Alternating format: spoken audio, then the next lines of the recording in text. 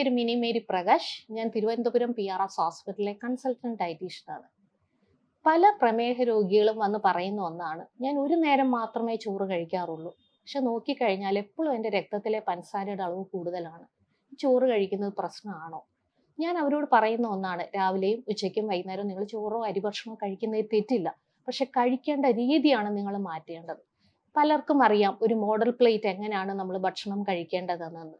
ഒരു പ്ലേറ്റിന്റെ 1/4 പോർഷൻ ചോറ് അല്ലെ ചപ്പാത്തി, 1/2 പോർഷൻ പച്ചക്കറികൾ, 1/4 പോർഷൻ ചെറുപയറോ വൻപയറോ അല്ലെങ്കിൽ മത്സ്യമോ മുട്ടയോ ഇറച്ചിയോ. ഈ കഴിക്കുന്ന രീതിയും അതുപോലെ തന്നെ പ്രാധാന്യം അർഹിക്കുന്നു. ആദ്യം നമ്മൾ കഴിക്കേണ്ടത് പച്ചക്കറികളാണ്.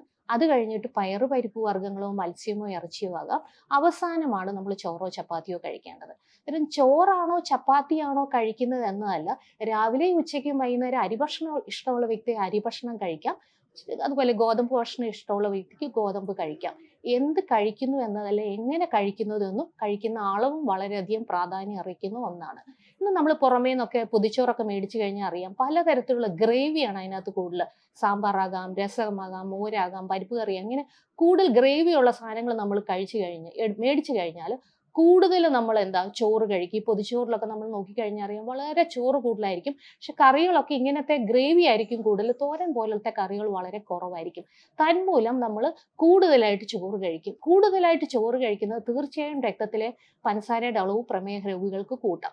കാരണം ചെയ്യേണ്ട കാര്യം, ആദ്യം പച്ചക്കറികൾ കഴിക്കുക, അത് കഴിഞ്ഞ് പയറല്ല മീൻ കഴിക്കുക, അവസാനം ചോറ് കഴിക്കുക.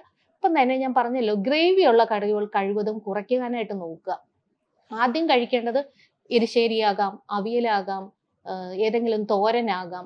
അത് കഴിഞ്ഞിട്ട് പയറുപരിപ്പ് വർഗ്ഗങ്ങളോ മത്സ്യമോ ഇറച്ചിയോ ആകാം. അവസാനമാണ് ചോറ് കഴിക്കേണ്ടത്.